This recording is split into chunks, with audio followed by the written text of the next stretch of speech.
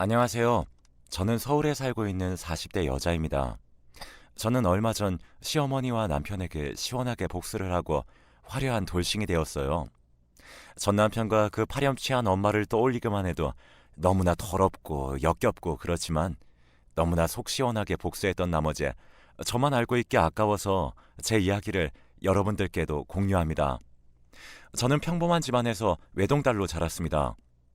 많이 배우지 못하였지만 성실했던 저희 부모님은 노점상에서부터 시작해서 동네에서 자그마한 과일 가게를 차려 열심히 장사하시며 저를 부족함 없이 키워주셨고, 저도 열심히 공부해서 알아주는 명문대에 입학할 수 있었죠. 그곳에서 남편을 캠퍼스 커플로 만났어요. 대학원생이던 남편은 조용한 범생이 스타일이었습니다.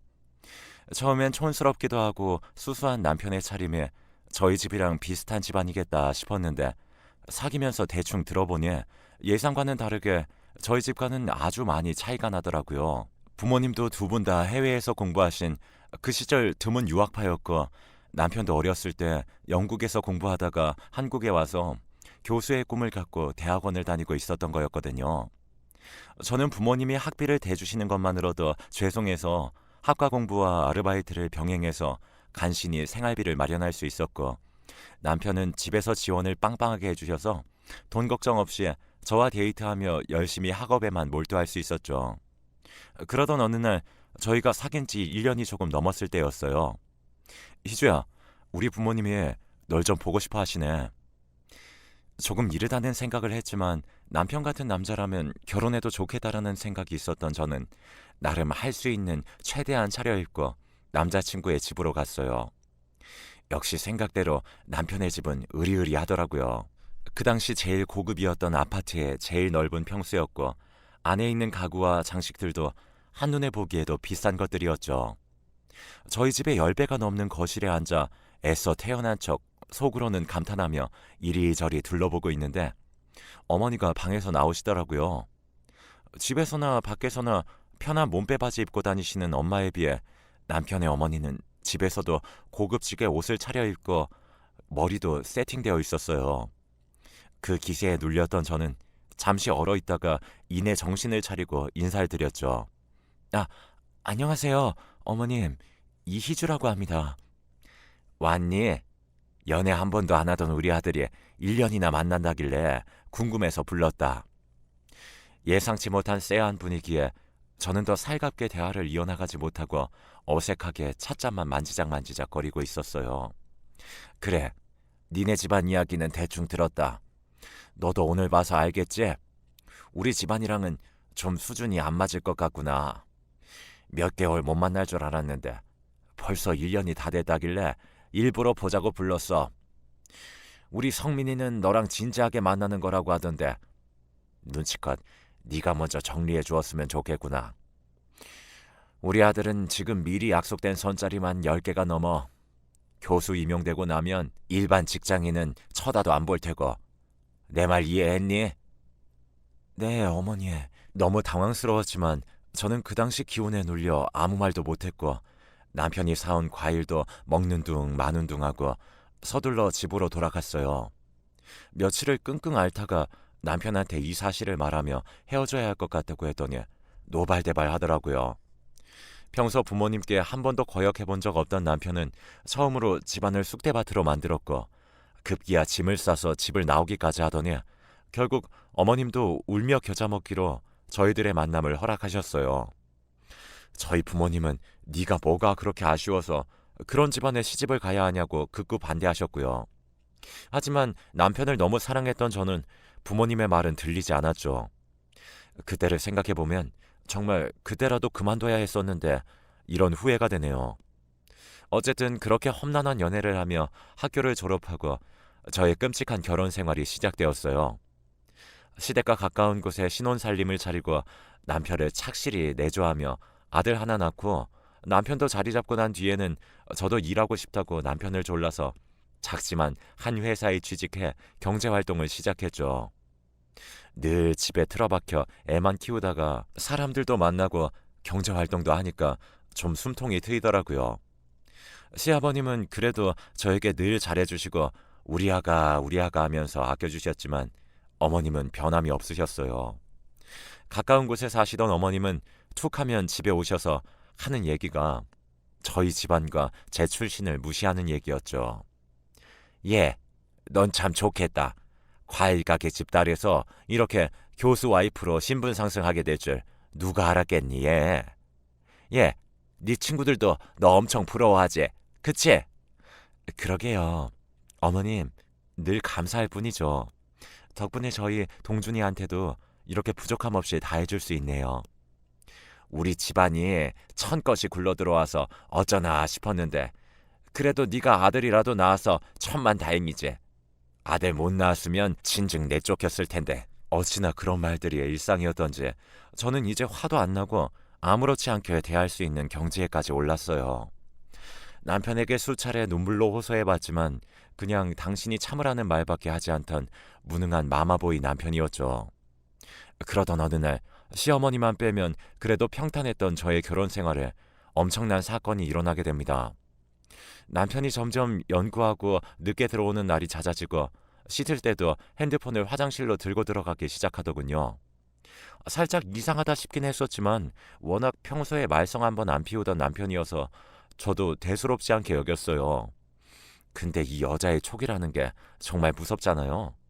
어느 날은 남편이 씻으러 들어가는데 핸드폰을 침대 옆에 충전해놓고 가더라고요.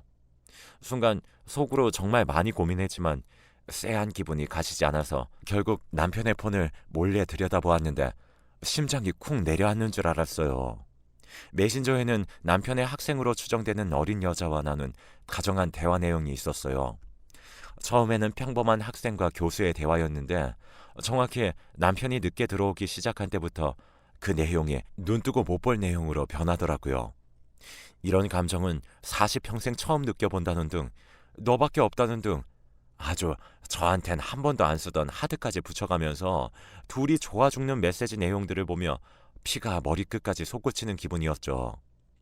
뒷목이 뻣뻣해지고 손발이 부들부들 떨렸지만 남편의 핸드폰을 들고 욕실로 쳐들어가서 핸드폰을 집어던지며 소리를 질렀어요. 당신 미쳤어? 지금 뭐 하자는 거야? 개고생해가면서 애 키워줬더니 학생이랑 바람이나? 지금 제정신이야? 어떻게 나한테 이럴 수가 있어, 이 쓰레기 같은 인간아! 머리에 비누거품이 잔뜩 묻은 남편은 눈도 제대로 못 뜨고 어버버 거리다가 무릎을 꿇고 애원하기 시작했어요. 여보, 진짜 미안해.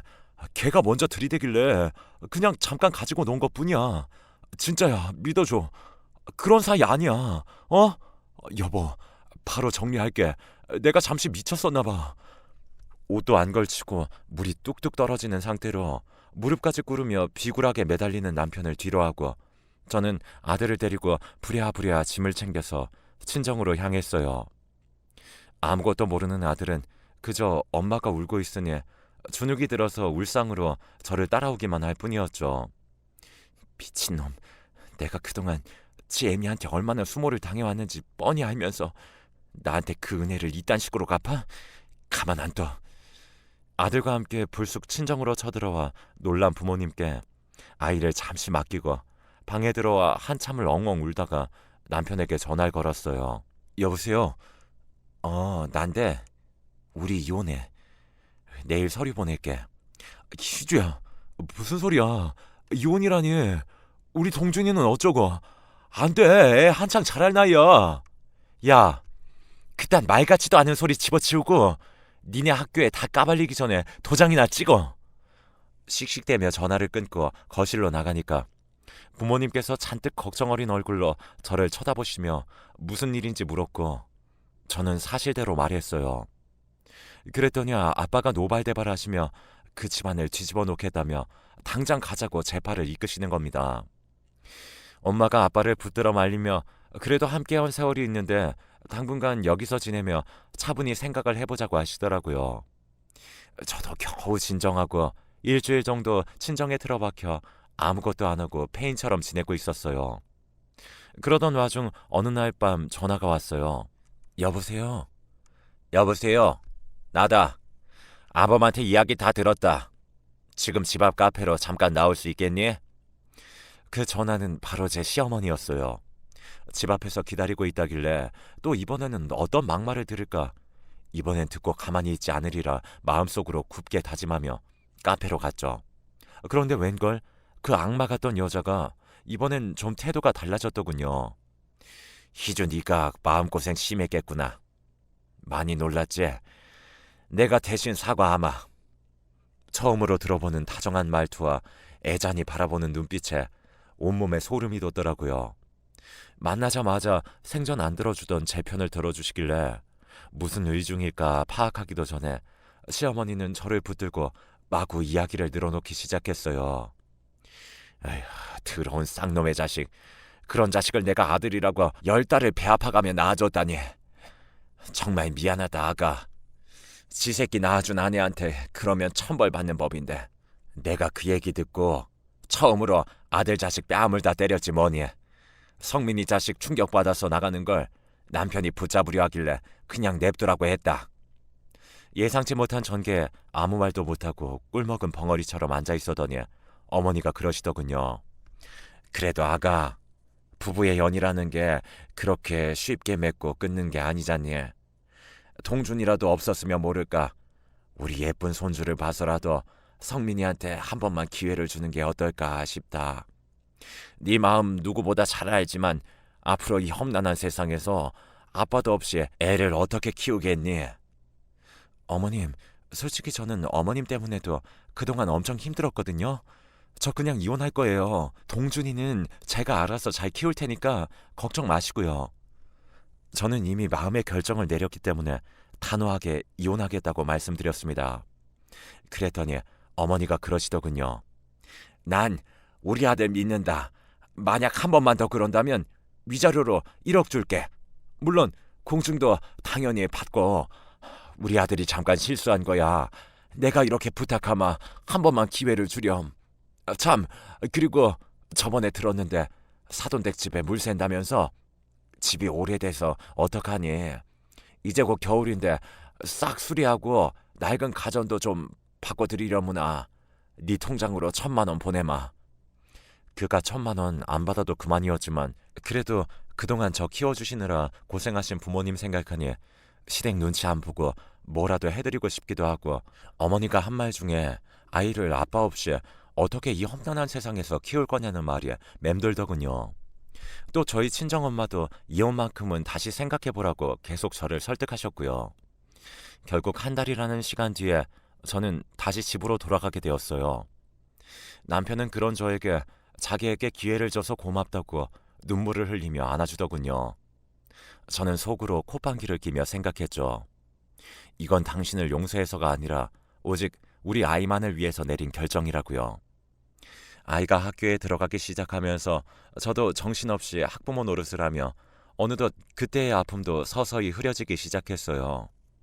남편도 그때 이후로 아주 납작 엎드려서 제 비위를 잘 맞춰주고 있었지만 그래도 예전처럼 사랑하는 마음은 사라진 지 오래였어요.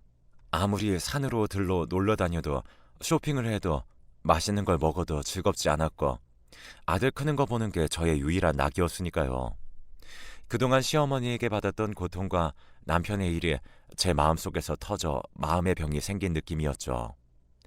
시어머니는 한동안 저희 집에도 안 오시더니 재벌은 남 못 준다고 조금씩 다시 제 심기를 건드리기 시작하더라고요. 그 당시에는 응당 남편이 잘못한 거고 저를 설득해야 하니 아무 말 못하고 돈까지 주셨던 거겠지만 시간이 지나고 보니 제가 얼마나 얄미웠겠어요. 팔은 안으로 굽는다고 아들이 저한테 설설 기는 꼴을 보는 게 지독히도 싫으셨는지 점점 예전처럼 막말을 하기 시작하셨죠. 아무리 그래도 너 성민이한테 너무 심한 거 아니니? 그깟 바람 한번 눈 감아준 게 무슨 대수라고 아직도 그러고 있는 거야? 네가 받아먹은 것도 있는데 입 싹 닫고 그러면 안 되지 않겠니? 그깟 바람 한 번요? 그럼 어머님도 아버님이 바람 피면 눈 한 번 딱 감으시겠어요? 그깟 바람 한 번인데 그쵸? 뭐야? 나 참네. 이제는 저도 고분고분하지 않고 맞받아치니까 어머님도 당황해서 말문이 막히는 것 같더라고요. 그래도 계속 비아냥대시는 건 멈추지 않으셨어요. 얘, 너 자기 관리 안 하고 있는 거지? 여자가 말이야 늘 날씬한 몸을 유지해도 눈이 돌아가는 게 남잔데 그렇게 푹 퍼져 있으니까 성민이가 어리고 싱싱한 애한테 눈길을 돌리지. 돈이 없는 것도 아니고 신경 좀 써라. 글쎄요, 어머님. 자기 관리 안 하는 제가 문제 있는 게 아니고 아랫돌이 간수 못하는 어머니 아드님이 문제라는 생각은 안 드세요? 교양 있는 분이라고 생각했는데 교양 많이 쌓으실 시간은 없으신가 봐요. 뭐라고? 이 기집애가 너 말 다 했어? 시애미한테 그게 무슨 말버릇이야 너는? 네, 말 다 했고요. 사람 화병 나게 하지 마시고 이제 그만 가주실래요? 현관 비밀번호 바꿀 테니까 그렇게 아시고요. 그렇게 떠밀리듯 현관문 밖으로 쫓겨난 시어머님이 남편에게 전화로 노발대발 화를 내셨는지 집에 와서 저한테 얘기하더군요. 당신 아무리 그래도 우리 엄마를 그렇게 쫓아내면 어떡해. 엄마 화 많이 나신 것 같더라고. 좀만 참지 그랬어. 당신도 알잖아 우리 엄마 성격. 뭐? 참나. 지금 거기서 또 니네 엄마 편을 들겠다고? 진짜 머리가 어떻게 된 거 아니야? 당신 똑바로 생각해. 나 지금 당장이라도 이혼 서류에 도장 찍고 싶은 마음이 굴뚝 같으니까. 여보. 죄인인 남편은 더 이상 아무 말도 못했고 저는 당분간 시어머니로부터 자유로운 생활을 할 수 있었어요. 아휴, 어찌나 숨통이 트이던지 그 여자 목소리만 들어도 뒷목이 뻣뻣해지는 느낌이었는데 안 보고 사니까 그렇게 세상 편할 수 없더라고요. 그렇게 안정된 나날을 보내고 있던 중 어느 날이었네요. 그날은 저희 회사에서 모처럼 가을 야유회로 평일에 다 같이 오전에 북한산 등산을 다녀오기로 한 날이었어요. 예쁘게 물든 단풍도 보고 내려와서 맛있는 파전에 막걸리까지 마실 생각을 하니 저도 오랜만에 들떠서 신나게 야유회를 떠났죠. 힘들지만 새소리도 듣고 물소리도 들으며 열심히 올라가다 보니 어느덧 정상에 다다랐고 평일이었지만 꽤 많은 사람들이 저마다 몇 군데 바위에 앉아 쉬고 있더라고요. 그런데 옆에 있던 동료가 저한테 귓속말로 수군대더군요. 희주씨, 저기 저 커플 좀 봐. 대단하네. 남자가 한 10살은 어려 보이는데 애인인가 봐. 근데 저 아줌마 너무 애잔하다. 조금이라도 어려 보이려고 아주 발악을 했네. 발악을 했어. 저 화장 어쩔 거야? 정말 아줌마가 돈이 많나? 그 말을 듣고 동료가 가리키는 커플을 봤는데 동료가 비웃었던 그 여자가 바로 제 시어머니였던 거예요. 혹시나 잘못 본 걸까봐 눈을 비비고 다시 봤는데 평소보다 더 진한 화장에 몸매가 드러나는 운동복에 본인보다 10살은 어려 보이는 남자 옆에 찰싹 달라붙어서 다정하게 김밥을 먹여주고 있던 그 여자는 정말로 제 시어머니가 맞았어요. 저는 순간 벙쪄서 그 광경을 쳐다만 보고 있다가 이내 정신을 차리고 몰래 사진을 찍었어요. 아주 가식적인 표정으로 애교를 부리며 아양을 떠는 모습, 다정하게 남자와 러브샷하는 모습을 사진과 함께 영상도 찍어놨죠. 모처럼 기분 좋게 놀러간 건데 역겨운 시어머니 모습에 기분이 다 잡쳐버렸지 뭐예요. 그렇게 내려와서 2차 회식도 하는 둥 마는 둥 하고 집에 와서 곰곰이 생각하는데 저도 모르게 웃음이 나는 거 있죠. 이걸 어떻게 이용해서 시어머니한테 복수를 제대로 할까 그런 생각이에요. 그래서 시어머니에게 전화를 걸어서 잠깐 집 앞 카페에서 보자고 했죠.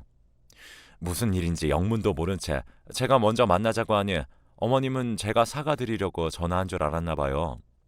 그래, 그때 아주 매몰차게 쫓아내더니만 이제 와서 할 말이 뭐니? 아주 기세등등하고 뻔뻔하게 저를 쳐다보는 시어머니한테 이제 복수를 시작할 시간이었어요. 어머님, 저번에 제 남편이 바람 피웠을 때 그때 이 카페에서 저한테 뭐라고 하셨는지 기억나세요? 뭐?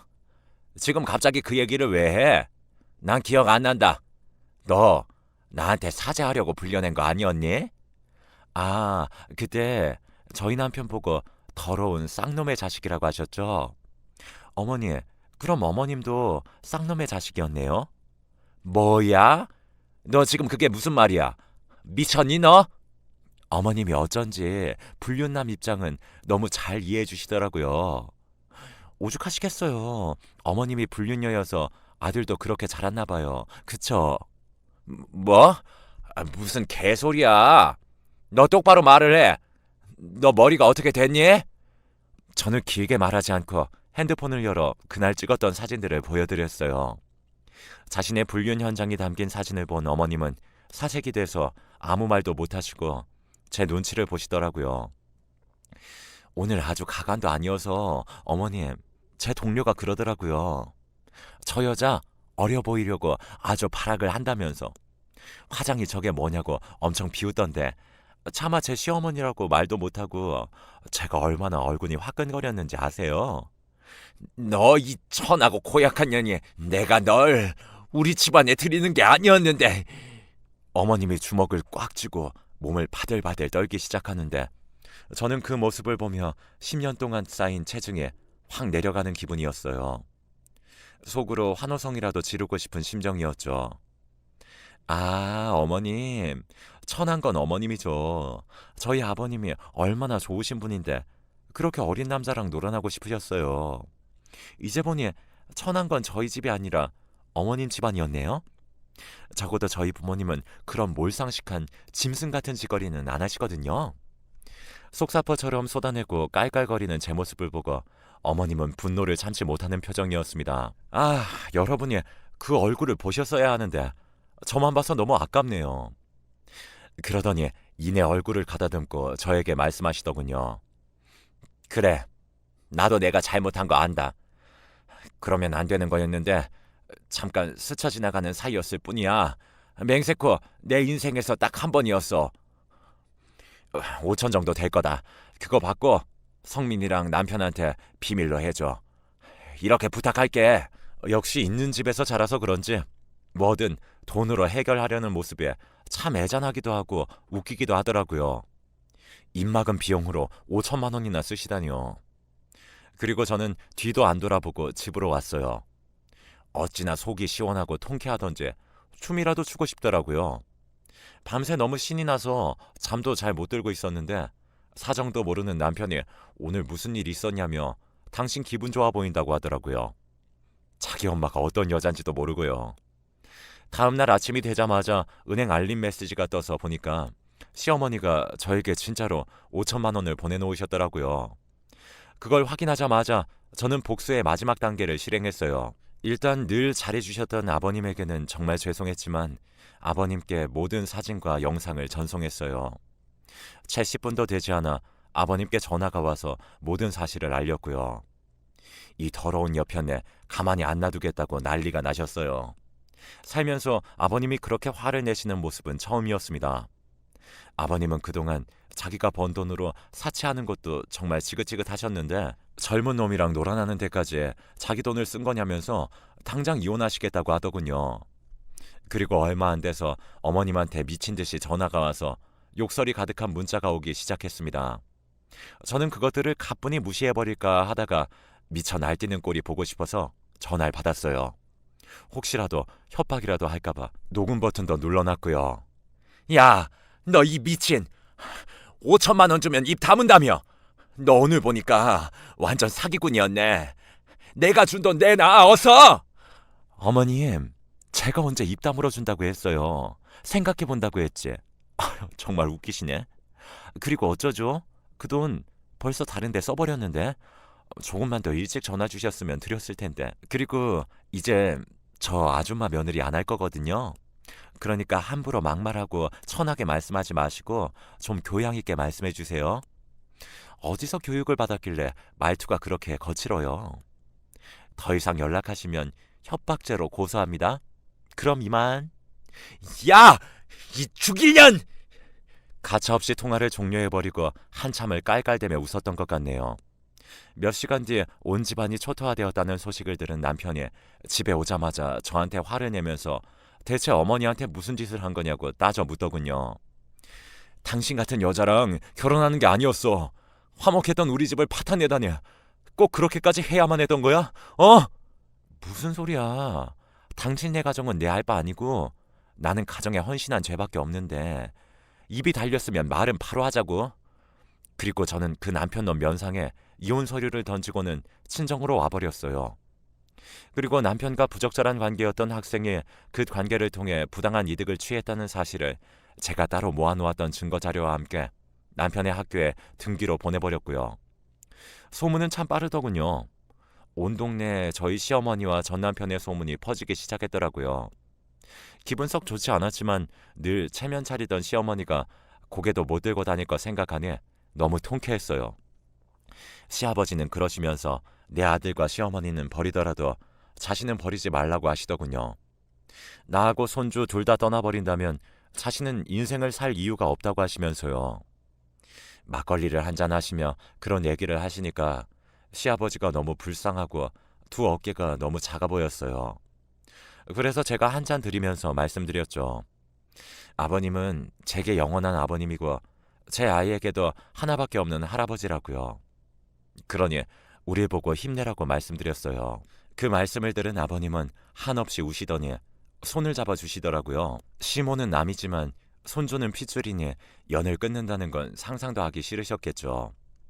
아버님은 저에게 그동안 편들어주지 못해 너무 미안했고 노년에 손주까지 못 보면 적적하실 것 같다며 감사하게도 아버님 댁 근처에 저와 손자가 살 수 있는 집을 마련해 주셨습니다. 시모는 어떻게 되었냐고요? 시모랑 바람을 핀 상간남은 노래교실에서 만난 8살 어린 남자였어요. 그 남자도 어엿한 가정이 있는 가장이더라고요. 참 더러웠습니다. 가정이 있는 것들이 어떻게 그런 더러운 짓을 할 수가 있는지. 아무튼 시아버지는 그 상간남에게도 위자료 소송을 걸어 2천만 원을 받으셨어요. 그리고 시어머니는 그 상간남 와이프에게도 역으로 위자료 소송을 당했다고 하더군요. 결국은 시아버지에게 이혼을 당하고는 거의 빈털터리 신세로 고향으로 가셨어요.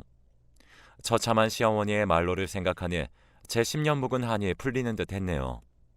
몸을 함부로 굴리는 대가를 나이 60이 넘어서 받으려니 얼마나 힘드시겠어요? 분명히 시어머니는 시아버지에게 들키지 않았을 뿐이지 그동안 수많은 사람들과 바람을 핀 게 분명해 보였어요. 그런 여자를 지금껏 어머니라고 불렀으니 오늘 가서 제 더러운 입을 소주 한 잔 먹고 알코올로 분해를 해버려야 할 것 같습니다. 참 웃기지 않으신가요?